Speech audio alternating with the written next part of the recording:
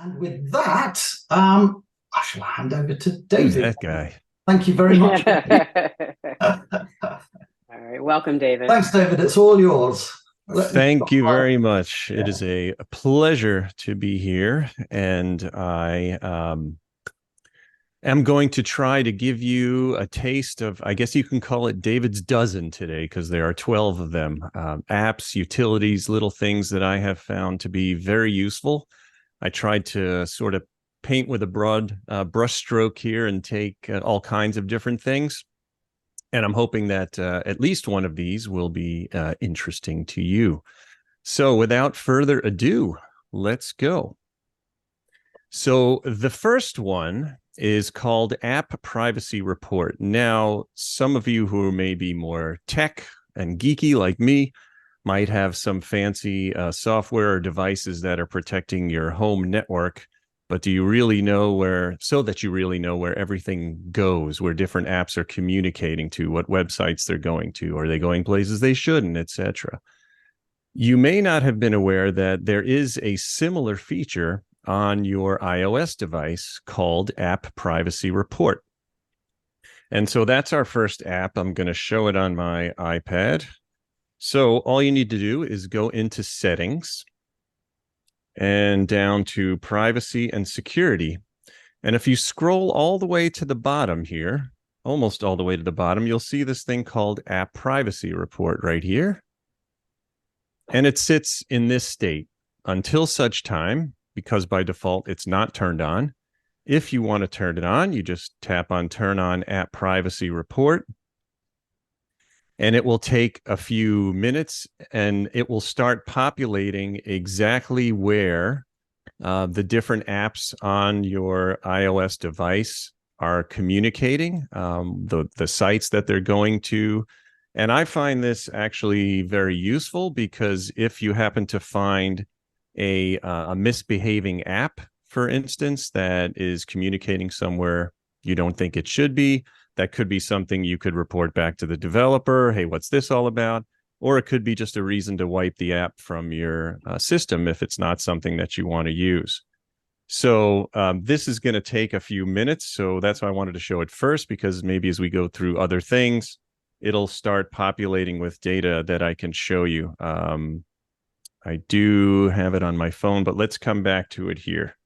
So I encourage you to turn that on just to see where the different apps are going and what they're communicating with. And it can give you some real insights as to any possible potential security issues that might be happening with some of the apps, even though we sort of live in this Apple garden that's protected. So that's the first one. I know it's not very fancy and displaying a bunch of stuff right now, but it will later. So let's move on to our next app, which is called App Zapper. Now, as you know, when you drag applications into the trash, most of the time you're dragging the application, you're deleting the application, but there are lots of leftover files, preference list files, all kinds of different things that go along with that app. But if you're just dragging the app into the trash, you're not actually getting rid of all the residual files, and they'll just sit on your system and take up space potentially. So App Zapper is a very good utility, and I'll show you a couple of really nice features in here. So when you first start it up, it will just plant itself on your desktop, and you can start dragging any apps to it that you want to trash, which I'll show you in a second. So there's not a lot to it initially, right? It's just somewhere where you can drag an app. So let's take an example here. I'm going to take something like Dropbox, because I know Dropbox has a ton of files associated with it. And I'm going to drag that from my Finder right onto App Zapper here. You can see it's active, drop it, and here's what you get.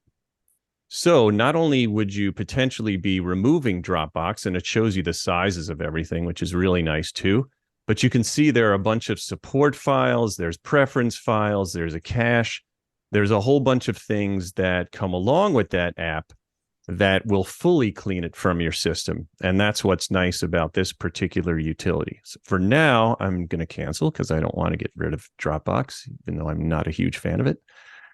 So part of the magic here happens when you then click on this little box here with the arrow. And this little switch opens up a ton of really, really nice customization features that you can use to drill down to what exactly you want to look for on your system and then get rid of.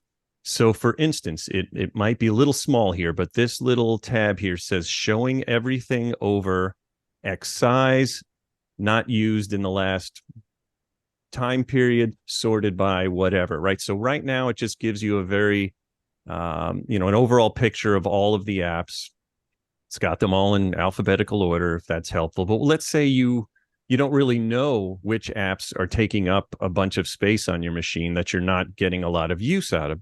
So I can come up here and I can say, show me everything over, and then you start dragging this and look at how it live updates, which I think is fantastic.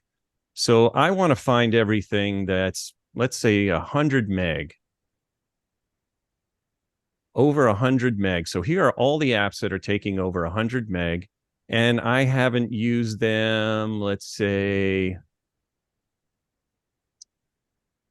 I'm going to drag it, let's say 6 months, because that's a pretty long time. So here are all the apps I haven't touched on my system in the last 6 months.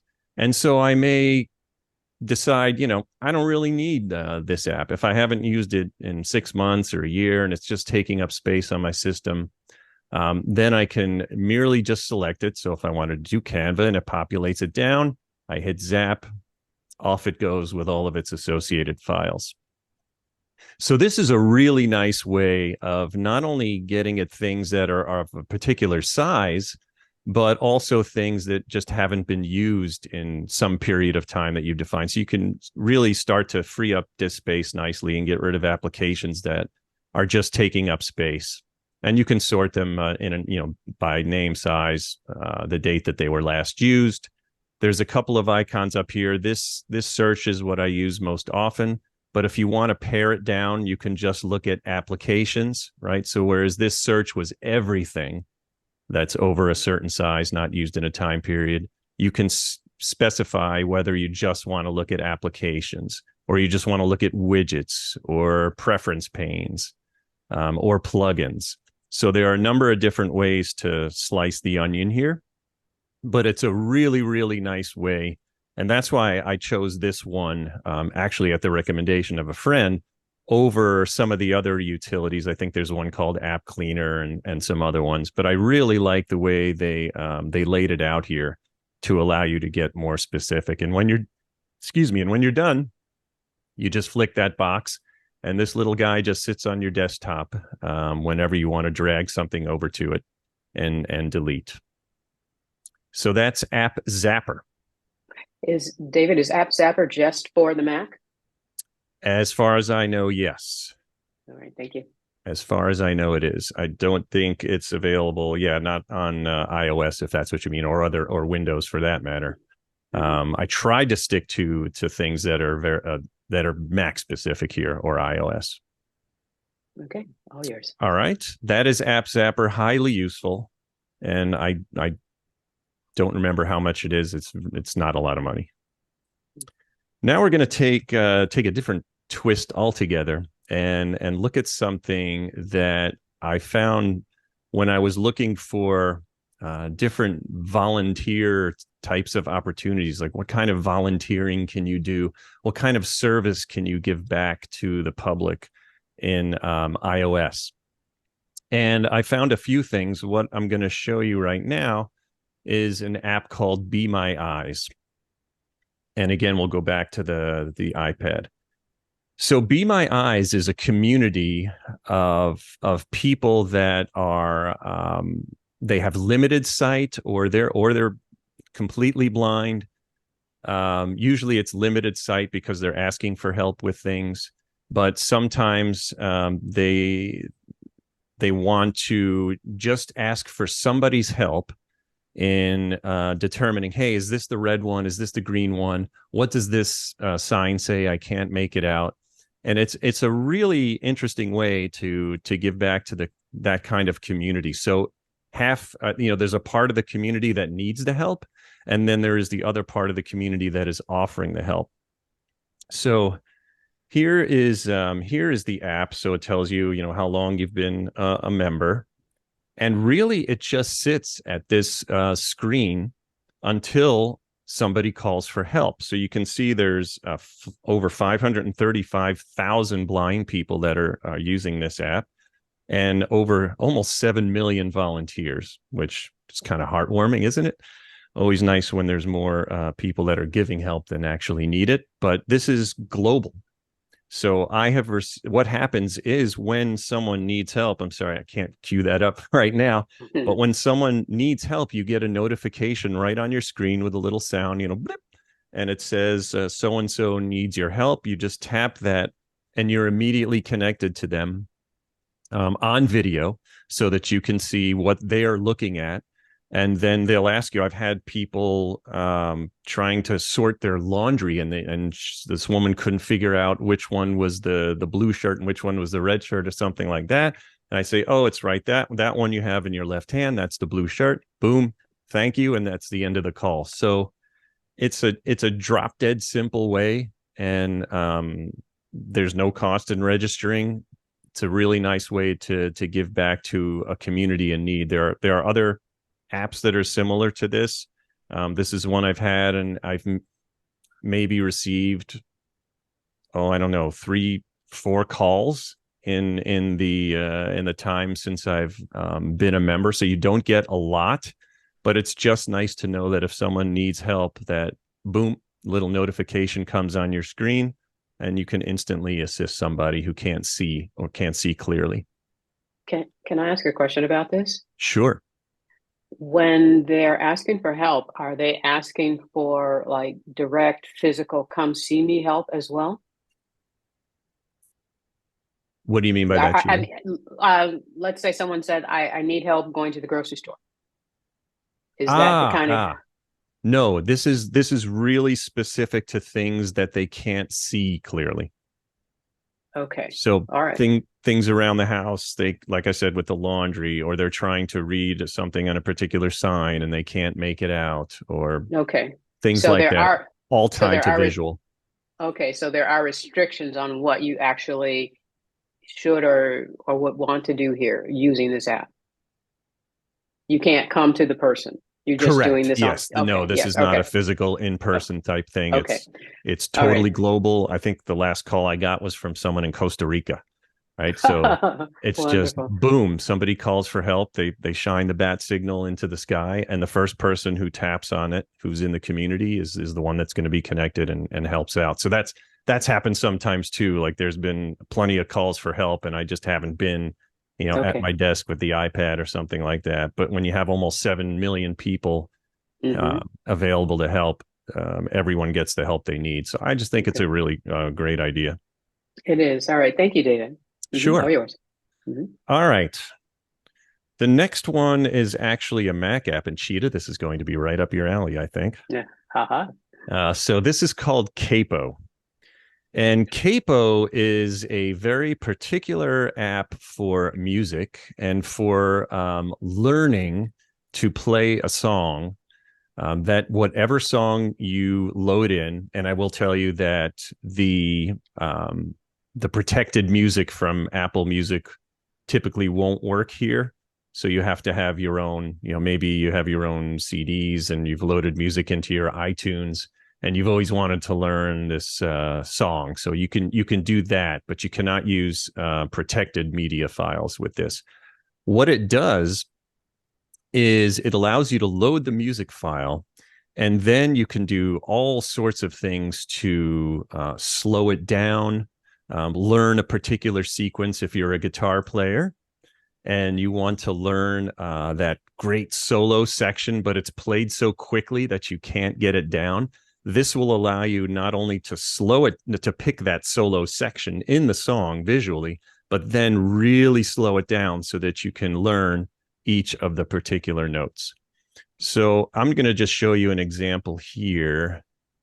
And I hope the sound comes out because I think I forgot when I shared to share audio. But let's see. So I'm just going to pick this James Taylor song, You Can Close Your Eyes. And it loads right in, and you can see there's some empty space here. So I'm going to just click on that 6th bar here. So it's going to start playing. So the first thing you'll see that it does, you'll notice, is it takes the entire song and it figures out all of the chords. And to me, that's like helpful all on its own, right? Because then I learned on piano, I can figure things out on piano, but when it comes to guitar, it's like, wait a minute, this doesn't look anything like a keyboard. The fretboard is a little foreign. So even though I've been learning guitar, this is a great visual aid, not only because it tells you what the chords are, but it also tells you how to finger them. So I couldn't tell you how to play a B flat sus4, but now I can tell you that I bar all the strings from the, 5th string down, and then I've got my fingers at different spots. So it shows you exactly how to play the chord. And you can do this for a piano also, but I've just chose the guitar. So now when I look at this, before I even get started, I would say, oh gosh, B flat sus4, B flat, all these minors, that's ugly. I gotta find a way to cheat. Well, if you've played guitar before, or you know a little bit about a guitar, you know about something called a capo. And a capo is a device you can put on the neck of the guitar and slide it up a fret at a time. And what that does is it allows you to play in chords that you're familiar with, the fingerings that you're familiar with, to get the sounds of this other chord. So for instance, if I come down here to where it says chords, into this preferences here, and I can choose the instrument. Like I said, you can do guitar, you can do bass, mandolin, ukulele, crazy stuff, right? But for the capo here, by the way, even if you're left-handed, you can have it show you the fingering for left-handed. So for the capo, usually I like to play with a capo 2 or capo 3 is usually I can get away with. So that means where you put this capo, and I guess if I had my guitar, I could show you, but it's just a barring device that sort of holds the strings in place, and you can just slide it up the fretboard to adjust the chords that you're actually playing. So let's see, if I put it on the 1st fret, I can do that, and okay, those are pretty good, right? So now I know that if I put a capo on the 1st fret, I can start and play these fingerings and get still the correct notes that were in the original. So the D that I'm going to be playing here, if I take the capo off, is actually going to sound like an E flat. So I look at that and I say, okay, E minor, B minor has always been my nemesis a little. Maybe I can move it up a little more. Try the 2nd. Ugh, that's ugly. Lots of flats. And oh boy, here's a good one. All right, so I decide I want to play it on the 3rd. So just to show you that there's all different ways to sort of finagle this so that you can get comfortable playing with it. So let me see if this is coming out first. So the first thing, of course, is you can play along with the song. I don't know if let me know if you can hear the audio, Cheetah. Will do. No, No, okay. Can't hear it. Audio. Okay. Okay, so it's playing the song now, and in I'll pause it, and in real time, it's bouncing along with the chords too. So it's kind of karaoke-ish for the guitar player in that respect, but it shows you exactly when you're supposed to be playing the chords. Now this thing has a ton of features. One I'll show you now is we're going to go with the speed. So if I pick speed over here, then I can just drag this slider. You can see the tempo in the bottom left. I know you can't make out the numbers, but it's getting slower and slower.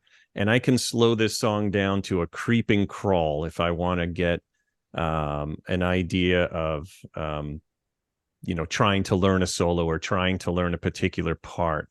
I can I can put markers in here. So let's say I want to practice like between this section and only that, because that's the toughest part of the solo or something like that.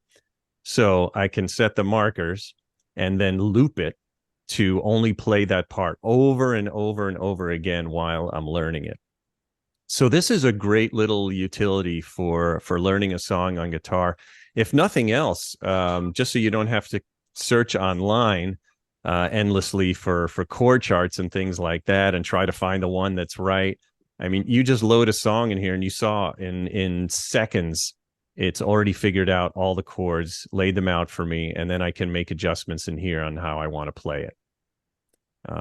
Because some of the what they call open chords are easier to play on guitar than what they call bar chords, where all 5 fingers are working to make the magic. So this is a really neat program, I think, to be able, as a guitar player, to learn a song, or bass player, or ukulele, as the case may be. Can you use this for any instrument? Piano, maybe? Yeah, I mean, you Violin? could, even though you're shown. So if I go on the chords, the structure show you. Nope, not that one. If I am, even if I just have it here on the chords, these are the same chords that obviously you wouldn't have the guitar fingering like it's shown, but you can change this display to just the chords or make it look like a music score. And then the chords are exactly the same on the piano. It starts with, E flat, B flat, sus4, that all translates to the keyboard as well. Okay. All right. Wonderful. All yours. So real nice tool for that. All right. Now we're going to move on to a goofy little utility, but you might find it useful. And for this, I'm going to go over to my Mac screen here. And this one's called Hand Mirror. And by the name, you might guess, what would you need a hand mirror for? Well, before you're coming on to present to the wonderful people in NMUG, maybe you want to see what your own NMUG looks like and make sure that you don't have broccoli in your teeth and all that fun stuff, right? So hand mirrors free. It installs as a little utility up here in the taskbar, and you probably can't see that. I'm going to magnify a little. So it's right over here. It just literally looks like a hand mirror. So all you do once it installs is you click on that, and presto, there's your mug. So you can, in the pro version of this, you can make some adjustments and lighting and things like that. I just, want to see that I don't look like a total goofball and there's no, booger just streaming down my nose. So, and there's nothing on my clothes, whatever the case. No baby spit up. Okay. No baby spit up. So it's just real easy, dead simple. You want to get a very quick view. Let me zoom in here too. There's a little preference bubble here, and clicking on that, you get a list of the different cameras that you have hooked up. So if you have multiple cameras set up, you can look at each one of those cameras and what the picture is there, because you might have, for instance, you've set up multiple cameras for a presentation. Maybe one of your cameras is an overhead camera that you've got on a gooseneck, and you want to make sure it's positioned right over your keyboard so that when you're showing that to people, it looks right. There are some settings in here, but like I said, not anything terribly confusing, right? You pick your icon and things like that. Hand Mirror Plus is the paid version that you can unlock for $6. I didn't see any tremendous use for it. Again, I just wanted to see what I look like before going on camera. So some of these things they might be considered valuable. I don't know. I didn't play with any of them. Again, it's just a real quick, free, and easy utility to check your mug. And that's Hand Mirror. Pretty cool. Is that just for the Mac, or is it on Yes. iOS as well? Okay. That one is not. Yeah. All right. Thank you. That is Mac. Okay. And the PDF, which I'm happy to give out in other formats, I created it in Pages. So the document that I gave to Cheetah to give out after for everyone to take away has all of everything I'm showing today, a description and the links to get to the web pages, or links to the App Store, the Mac App Store to download and purchase if you want. Okay. Next up on the list is something kind of cool that you probably You may have never. Oh, that's Dexter during Passover. He read the 4 questions. Now, this was something I had no idea about, but I will tell you, and I bet you a lot of you can agree. Restaurants these days, they don't seem to believe in lighting at the tables. So when you get your menu, you're like, and the print is microscopic. It's like, when did it become cool to have microscopic print menus? I don't know when it became a thing, but there is a solution. So this is an iOS feature. I'm going to show you where it is on the iPad, but it's in the same exact place on your iPhone, which is where I predominantly use it. So when I go to a restaurant and there's a micro text menu, I just run this little magic, and boom, I can actually read the menu. So it's actually very simple and straightforward. So let me get this out of the way. All right, so where you go for that is, again, back to the good old settings. And then you're going to go to accessibility, which, if you've never been in accessibility, holy moly, there's a ton of stuff in there. And some of it's very well hidden, and you may not know about the features. I bet someone could do a whole presentation here on just the accessibility, and may have already done. In any case, this one is not very obvious. But you would go to where it says touch right here at the top of physical and motor. And Z6, okay. Oh, here's it. Hang on a second.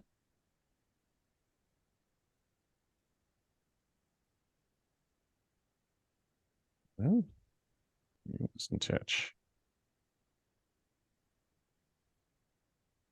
Oh, it was there. Hang on a second.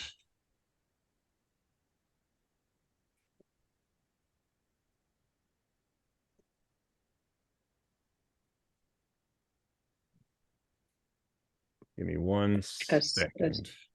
Hold on. Move. Accessibility shortcut. I think I have it in a different place. Shortcut. Okay. Accessibility shortcuts. Here we go. Accessibility shortcuts. All right. I think I might have notated that. Maybe I didn't notate that right in the doc for some reason. And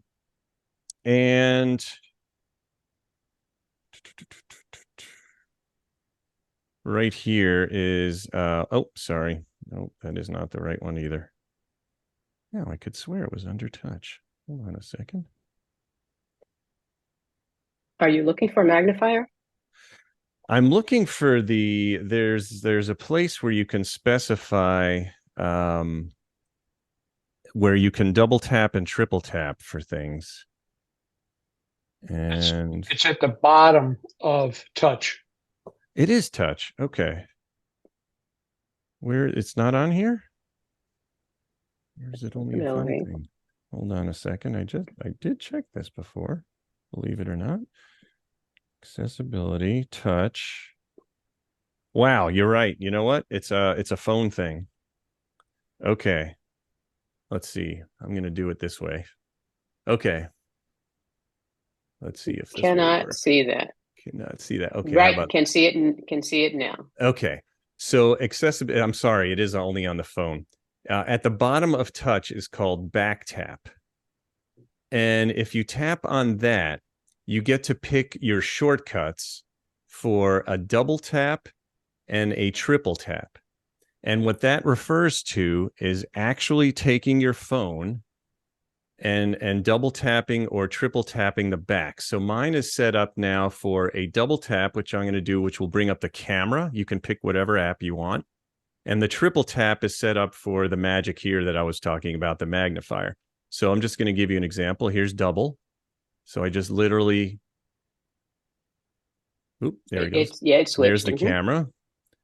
And if I reset again, and then I'm going to do a triple tap.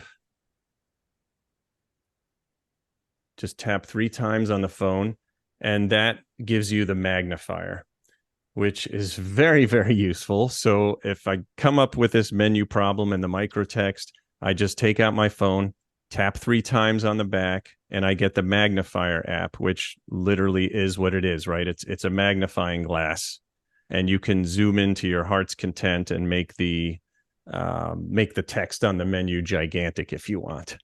So little feature, you may not have known about it, may not have seen it before, or known that, or there are different ways to get to it. Because you can turn it on right in accessibility. You can make it pop up in your control center if you want.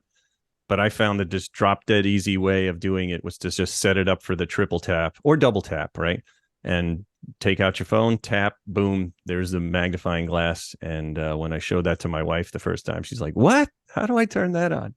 Because she was having trouble reading the menus too. So great little thing when you go out to eat, be able to blow up the menu quickly without having to dig through menus. And yeah, I apologize. I thought it was on the iPad too, but evidently it's not. It's on the iPhone. No problem. Everything's a learning experience. Yes. Yeah. All right. So let's move on to app number 7, I think. This is called Meter, and this is one of my absolute favorite apps that I discovered. And so, as you might guess by the name, this is for meetings. And when you install Meter, it will install on your taskbar, and then you have a number of options. It's right up here. So this is the icon for Meter, the line with the circle with the lines through it. And the first thing that I love about this is that I don't have to bring up my calendar. I don't have to look in 50 million different places. I want to know when is my next meeting. And I can see right here, I have a meeting with Coalfire in 52 minutes. So I know exactly how much time I have until my next meeting. Now, the other really nice thing about this is when you bring this up, okay, I have today's date, and then I can see what's coming up for the day.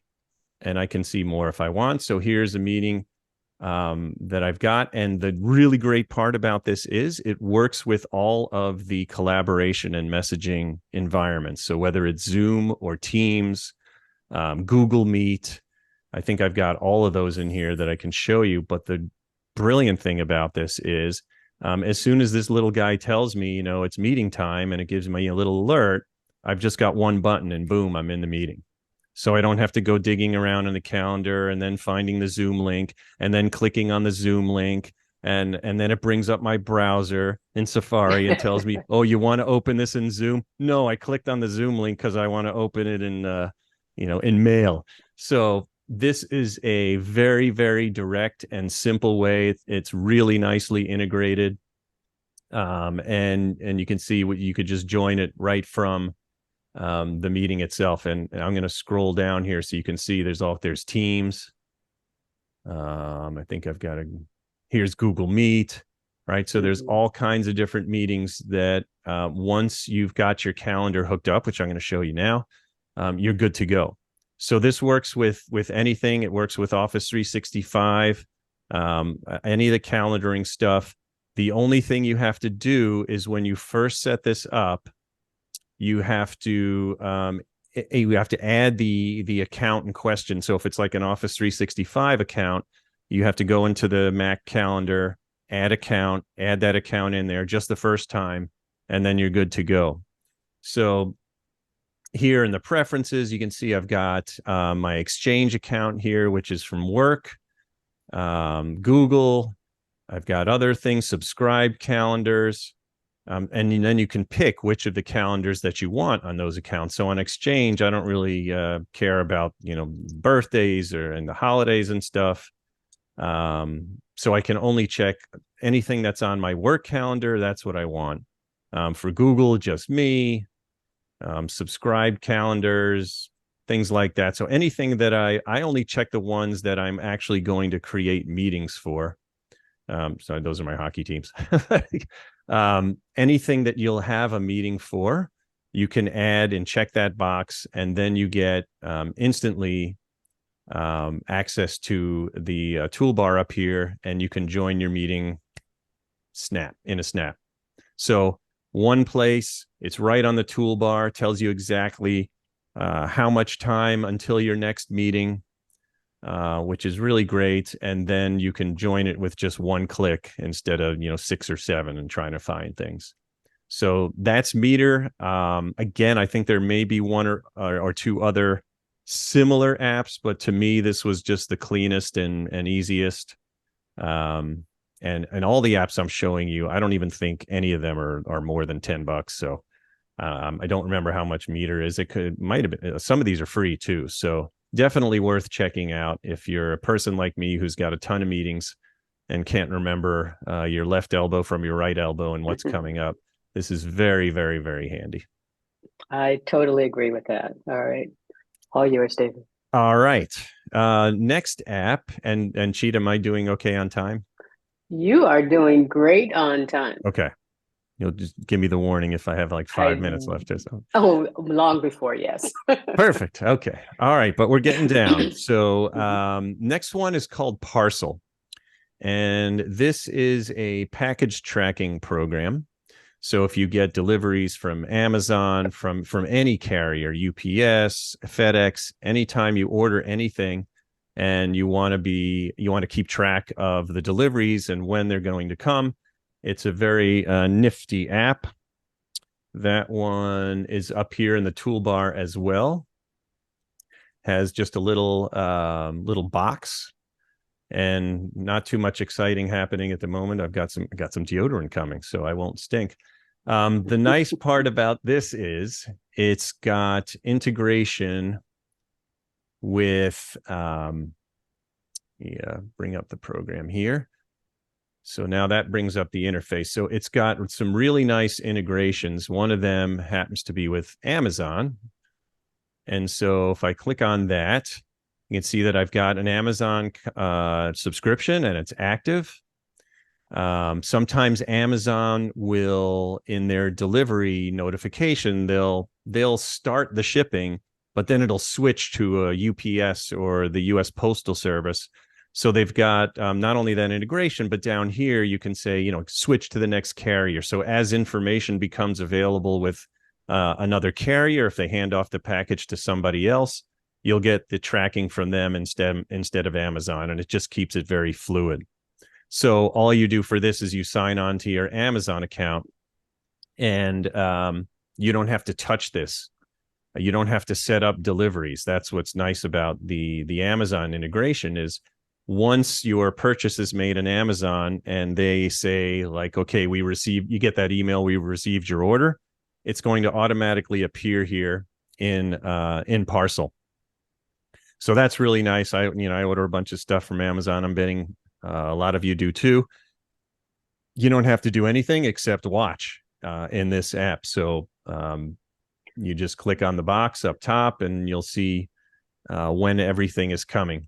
To add a delivery, so that's the nice integration with Amazon. Anything else, if you were, say, to shop online at whatever store and you get the email that has the tracking number, all you do is you hit this, you zoom in here, you hit the plus sign, and whatever the number is, the nice part about this is if you're in, let's say, email, you're in that email and you copy that tracking number, as soon as you come here and you hit the plus button to add it, the number is already there and the carrier is already there. So it knows from the tracking number who the carrier is and will automatically fill that in. It's a one-time permission that you have to give it. It'll ask you, do you want to allow paste from mail, or do you want to allow paste from Safari? Wherever you've pulled the tracking number, you just answer that once, yes, and then you'll never have to answer it again.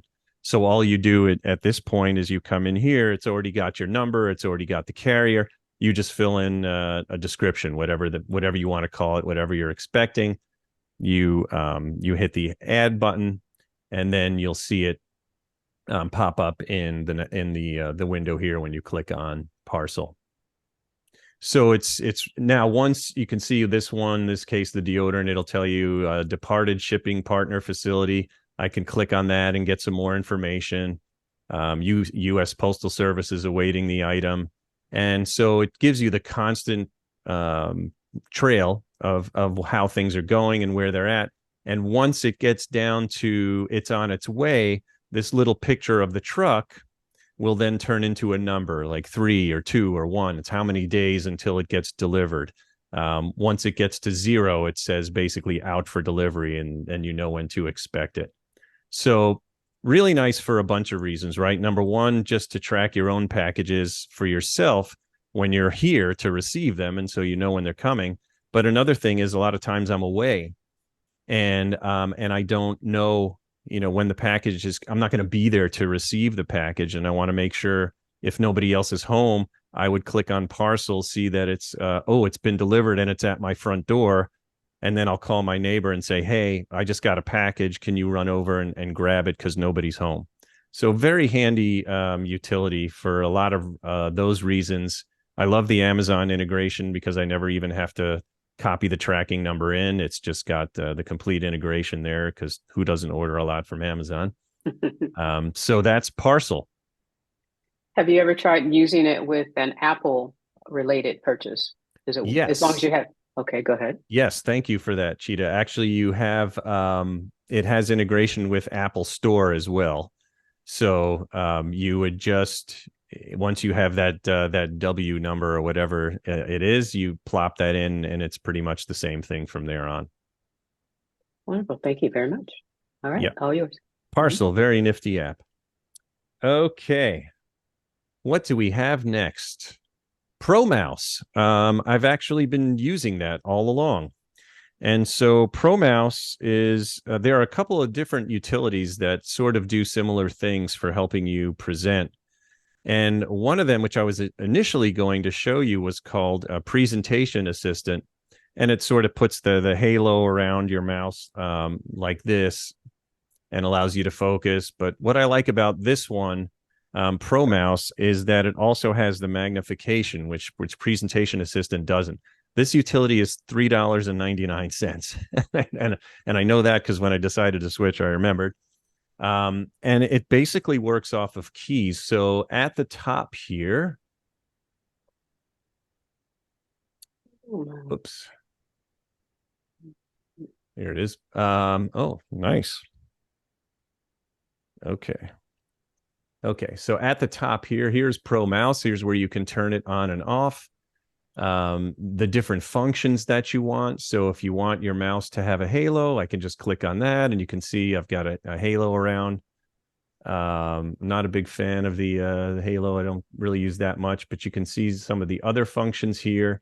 You've got zoom, spotlight, and you can actually draw on the screen too. I haven't used that one. But spotlight and zoom work off function keys, which you can define. So that's what makes it real easy. I don't even, I maybe have to look to see where my function key is, but once I find the function key, that's it. So I hold down function. Now, as long as I hold down the function key, it zooms in on whatever I'm trying to show my audience. And that's nice when you've got a big old screen like this and you want to highlight things. The other key that works nicely is the one I just showed you before, which is Control. So if I hold down Control, then I'm getting rid of the entire screen. And yes, you can change the color, so it's not fuchsia if you want it. But you can totally focus your audience on a particular part of the screen. So like I said, there are a bunch of utilities. Some have died over the years. Some are still around. I liked this one because it had the zoom feature, and I knew that would be useful today, for instance, because looking at my whole screen isn't probably very doable on your end, but when I use the zoom key, it helps focus in. So ProMouse, it's $3.99. If you need a tool like that and you do some presenting and you want to focus your audience's attention on something in particular, it's a real nice way to do that. I have a question for you. Sure. What operating system are you on right now? I am on Ventura. And is this an Intel or a Silicon Mac? No, I am on this is my first Mac Mini that I've ever owned. I wanted to wait until they cranked it up with the M chip. So this is the M2 Pro Mac Mini. Okay. The reason I ask is because I have ProMouse on my Intel. I've been using it for years and years and years and years until last year. It stops working on my Intel. It doesn't work. It doesn't work at all on my Silicon. I had to switch over to another app called Cursor Pro. So as much as I loved Pro Mouse, Interesting. and I can use it on my old Intel, I cannot use it going forward. And the developer, I'm sorry, go ahead. I thought you said it did not work on Intel. It works on my Intel, but it will stop working and I have to quit it and restart it in order for it to continue to work. Okay. Yeah, and the developer stopped developing that app 3 years ago. So I did see that. Yeah. Yeah. So that's why I was a little scared. Yeah, it's iffy if that app will actually work for you. If Okay. you move Raise forward, if you audio move, 5%. hello, hi, What's that? Stephen, Oh. you're mute your mic, please. Let me mute. Okay, there. It's iffy if it'll work for you going forward. Interesting. So Yeah. So the app that I use now is Cursor Pro, and it has basically filled in all of the voids that Pro Mouse used to fill. Interesting. Yeah. Thanks for that. I did notice that I always look when I get an app, when was the last update?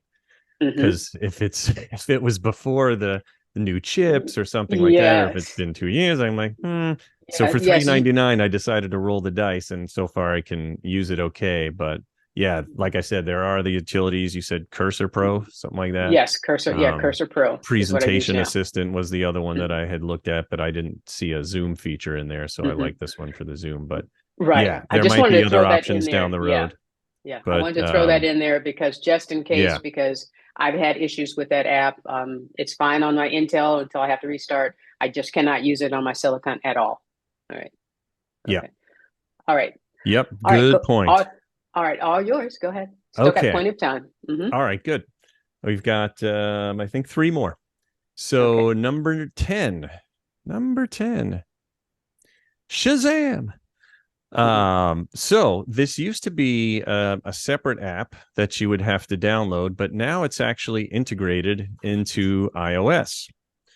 So this is an app that I have used many, many, many times on my phone, because I'll be at a restaurant, I'll be at a club, I'll be somewhere where there's music playing. I was like, wow, I really like that song. What is that?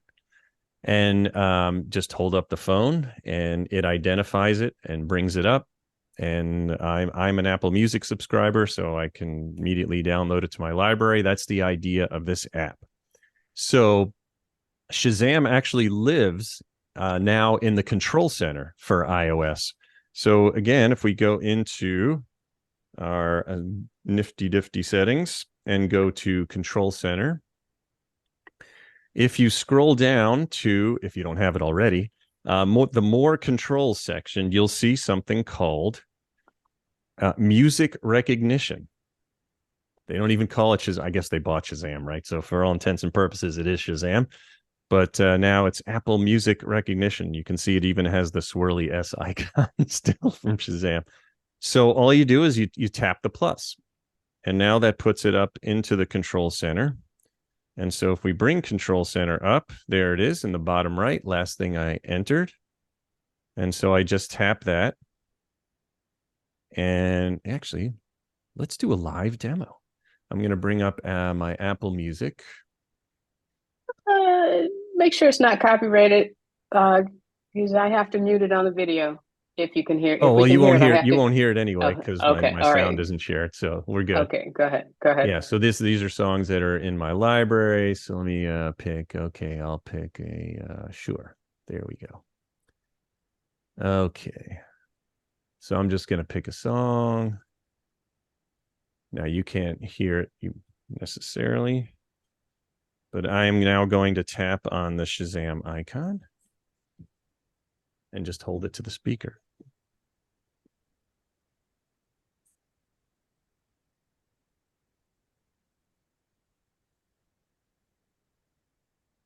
Okay, so you see the icon went off. I'm going to pause now. And there we go. And so on my screen here, Loving Life by the Goo Goo Dolls, I can tap on that now on the little Apple Music thing, and that'll take me right to Apple Music. And love that song. I can download it to my library, and all's good. That didn't violate any copyrights, did it? No, that's it. We're just mentioning the song. No. So real nice tool. I don't use this on the iPad, but I use it all the time on the phone when I'm out. So if you want to know what a particular song is, you just tap Shazam, hold it up in the air. I've been in a very, very noisy restaurant, but the music was loud enough where I can just hold it up, and it will do a really good job of detecting the song. So nice way to get new music into your library, or just figure out, hey, what was that song I just heard? So that is music recognition, aka the artist formerly known as Shazam.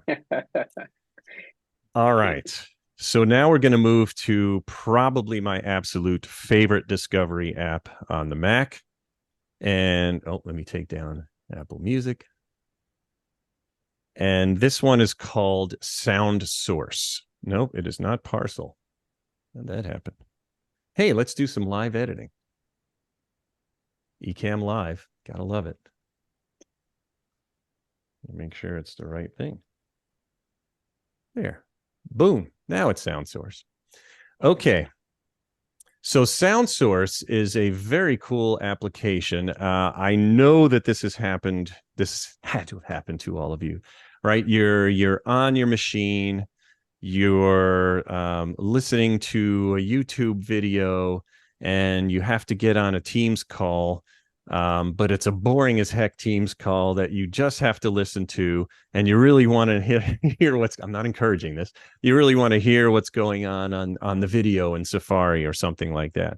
So what Sound Source allows you to do, and it just appears as a volume icon. What it allows you to do is set the individual volume levels for any application that's running, which to me has been the greatest thing, because sometimes I will get double booked, triple booked in meetings. I've got a Teams meeting over here. I've got a Zoom meeting over here. And of course, everyone's talking, and I don't really have to focus as much on the Zoom meeting as I do on the Teams meeting. So all I do is I come to wherever, if this were, let's say I was watching something in Safari, I could just take the slider and drag it down until I really can't hear it anymore, while the volume on the Teams meeting or Zoom is full blast. So this is a really great way not only to control the volume, but you can also control where it comes from. So if you want to be real sneaky, let's say I was in 2 meetings at once, I could tell Teams here in the redirect portion where I want to redirect the audio to, and I can pick anything that's available to me. So maybe I want to stick that in my headphones, but I want the Teams meeting to play over the computer speakers. So nobody would know, right? I've got my headphones on. They wouldn't even know I'm listening to another meeting while I'm watching that one. And again, not encouraging. I'm just saying it makes it possible to adjust the individual volume levels of applications. And this comes from a company that puts a lot of apps out there called Rogue Amoeba, and they really do a nice job. They have all kinds of different audio applications for the Mac, and they do a really fantastic job. So this is absolutely, and you can see it also applies for the input and output of the system itself. So one section is system, then you've got applications. I can add to this list.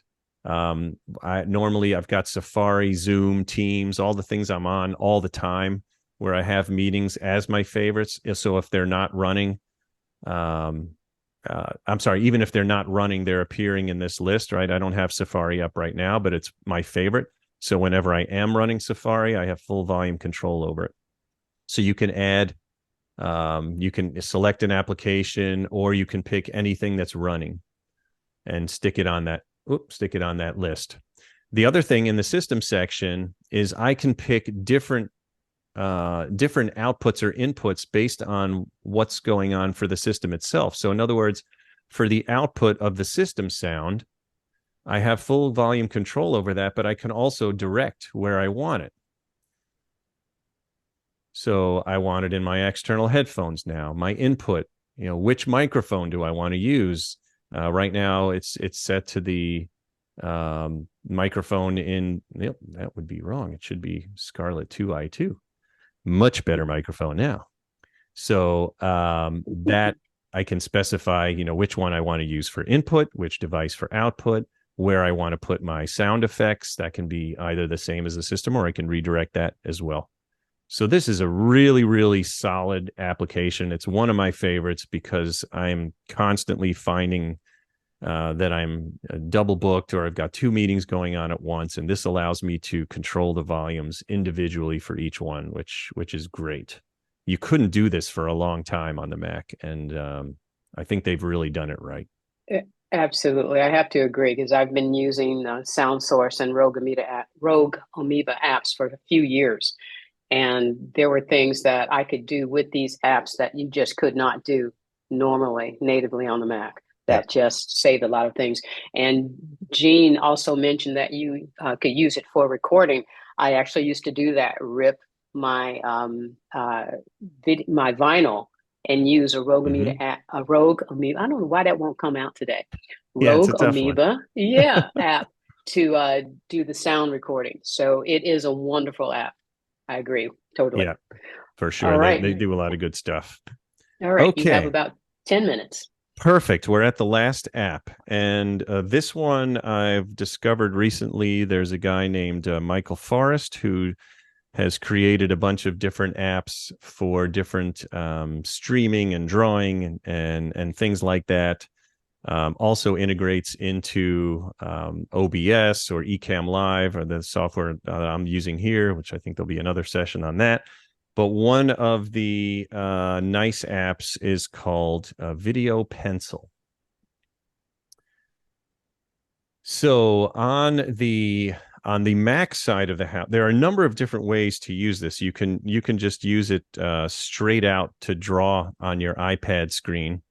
What I think is draw over top of a video on your iPad.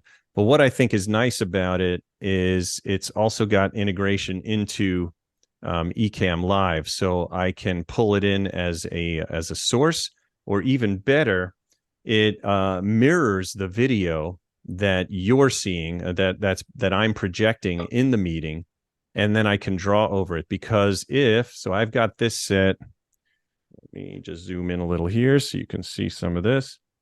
So what do I want to draw on? So I can use any of my camera sources, right? Ecamm Live Virtual Cam is how you bring basically anything that you put in Ecamm will come in as the camera. For instance, I'm doing it right now. My zoom is not set to a camera. It's set to Ecamm Live Virtual Camera. So that means anything I output in Ecamm, like I'm doing now, you're seeing as my camera. So it's really nice because you can work through scenes and those types of things. I don't want to get into that because there'll be another Ecamm, but Ecamm's a fantastic tool. So you can draw on a bunch of different things with Video Pencil. So it's telling me I have to launch it on my iPad, which I will. Let's go over here, Video Pencil. And here's Video Pencil. Oh, nice look. Okay. So the nice thing of it, so now I've chosen up here at the top, you have some choices for the cameras. I've chosen the Video Pencil camera.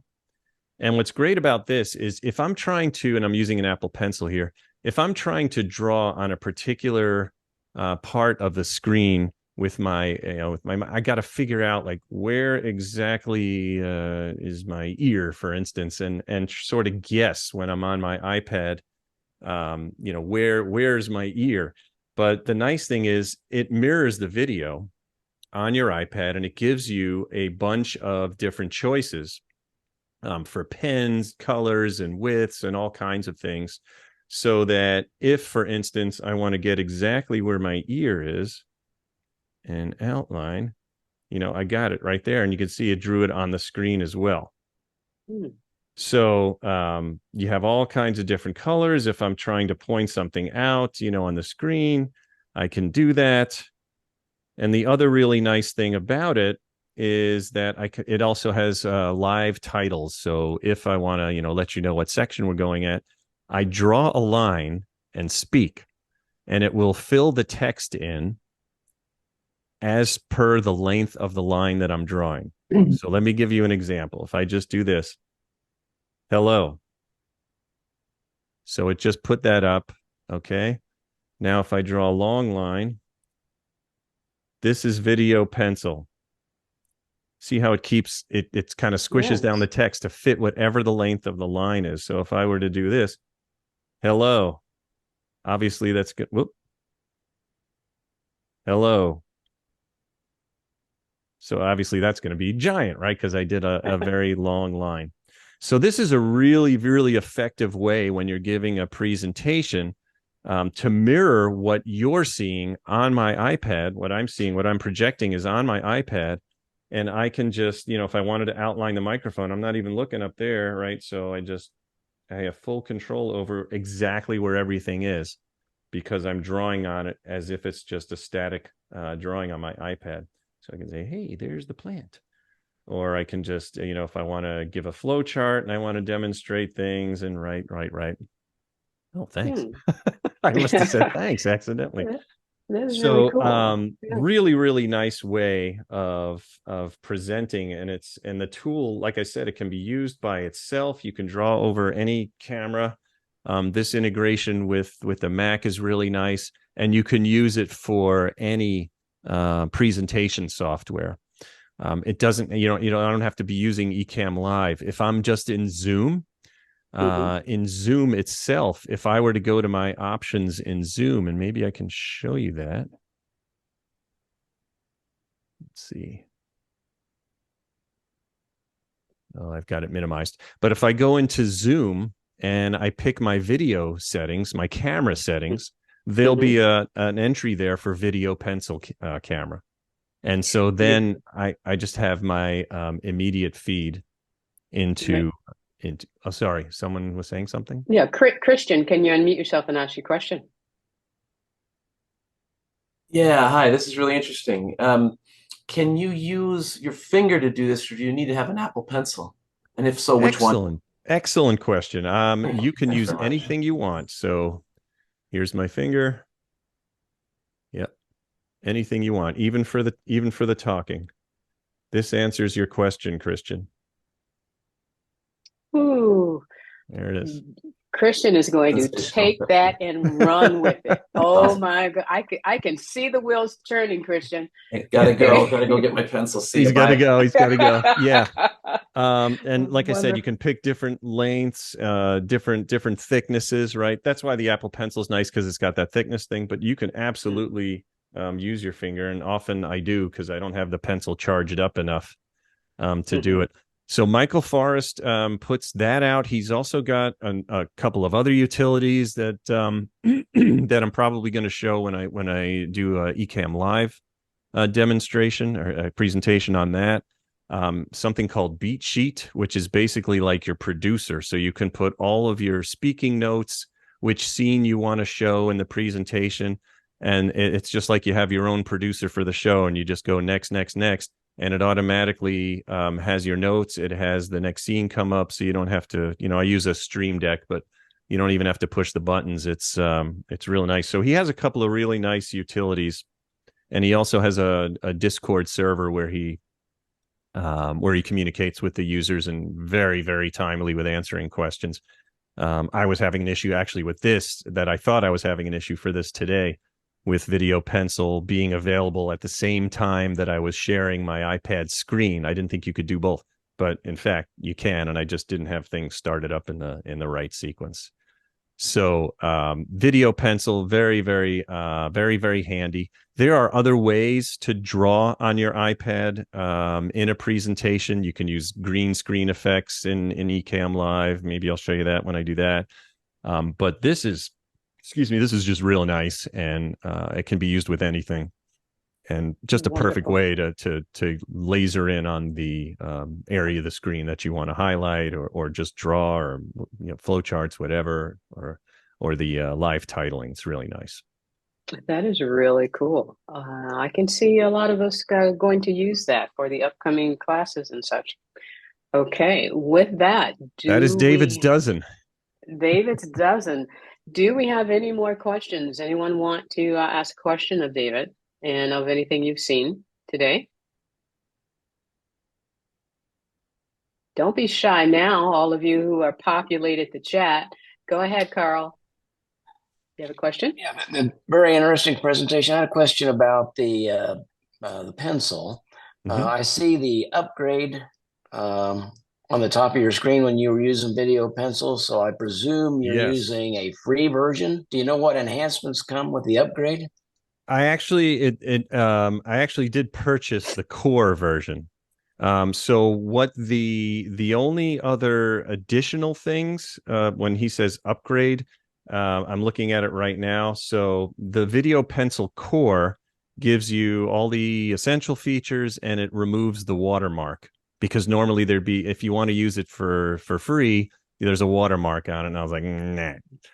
And I also wanted all the other features, and I firmly believe in supporting developers that put cool stuff like this together. So the upgrade here is for $3.99. I can do a lifetime unlock of a laser pointer. So you can point without drawing. If I just want to point somewhere, it'll have the little red dot laser beam. It's like, I didn't need that, but that's really the only upgrade.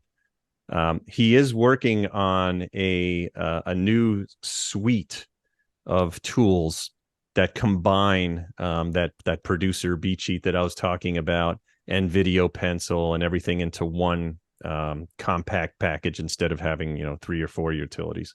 But that was really the only upgrade for Video Pencil. All right, thank you, Carl, for your question.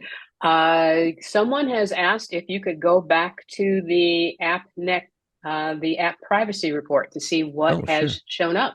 Mm-hmm. Oh yeah, right. Let's have a look. Hey, who's that mug? So I've used some things. I don't know that I've used a lot, but let's check if anything has shown up yet. And if not, I'm happy to show you on the iPhone. It's all populated there very nicely. So let's scroll on down. Hey, look at that. So we have some things. So if can you pinch and zoom on this? Nope, I can't. So I can see here the data and sensor access. So that's very, very interesting, because you can see what apps, and thank you for pointing that out. I forgot that I needed to go back to this. Appreciate it. So the first thing here listed, as you will, is a Video Pencil, and it tells me that it's using the microphone 11 seconds ago. Mail used my contacts 53 seconds ago, so it probably synced. Messages used my contacts. Shortcuts, calendar. So that's the first section, data and sensor access. So if you want to see when your microphone got turned on or when your camera got used, that type of thing, that's what you're going to see in there. Yeah, there's nothing else in there. This is a great section. This is the app network activity, the second section here. So we can see, like, I fired up Be My Eyes, and that one was very busy on the network, probably connecting me to the global community in need. Video Pencil. So these, I can tap that too. So I can say, okay, Be My Eyes was very busy. Where did it go? And so now I can see it went to appmeasurement.com. Google owns them. It went to api.bemyeyes.com. I would expect that, right? api.revenuecat, in-app check, iTunes, StoreKit iTunes. And if I want to go further into that, I say, okay, well, what is this api.measurement.com? Tap there. Tells you exactly what the domain is, owned by Google, and when it exactly contacted that domain. So each of these, for their app network activity, you can see where they went. Video Pencil, let's see. Went to a few places. I'm going to have to ask Michael what ocsp.pki.goog is. But squares.tv is his website. I would expect that. Apps Flyer, I don't know. Maybe could be a case. Maybe they're collecting usage data on people that use Video Pencil, right? So again, very useful info here potentially. And then down below, the most contacted domains by my apps. No surprise, iCloud is number one since I'm a big iCloud user, and then down the line there. So it's a very cool way of getting this information without having to, say, turn on or configure things on your router, for instance, if you wanted to see it at that level. But here, just on the device level, you can get a picture for whichever device. Again, this works on iPhone and iPad, where these apps are going to and how much of the network they're using to do it, etc. So very cool, and thank you for that reminder. I really wanted to you to see that information. I probably would have forgotten had you not reminded. I want to thank the person who reminded me in the chat. Thank you. Excellent. David, excellent presentation. I want to thank you for volunteering to do these. We're going to see David at least 3 more times before the year is over. And and could everyone please open up your mics and thank David? Thank you, David. Thanks, David. Thanks very much. Very nice. David. Interesting. Very Thank you. Thank you. tough to download. Thank you. Thank you so much. My pleasure. My pleasure. You've given us lots of homework. Okay. All right. With that, I'm going you've got to hand it back. You've got the leave behind, right? Does everyone have that? Okay. Yes, everyone has that. It's on the website, and I've also downloaded it into the chat, so they will get it. All right. With that, I want to hand it back to Mike. Mike. Thank you very much. I'll just share my screen.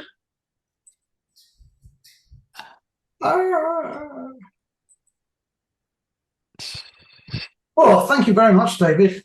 I've been making notes. Fantastic presentation. Thank you. Just a reminder, folks, before we disappear, that Brad Clark is with us next Wednesday, and we hope that you'll join us to hear him talking about notes. Thanks a lot. Have a fantastic day, and we'll see you next week. All right. Goodbye, everyone.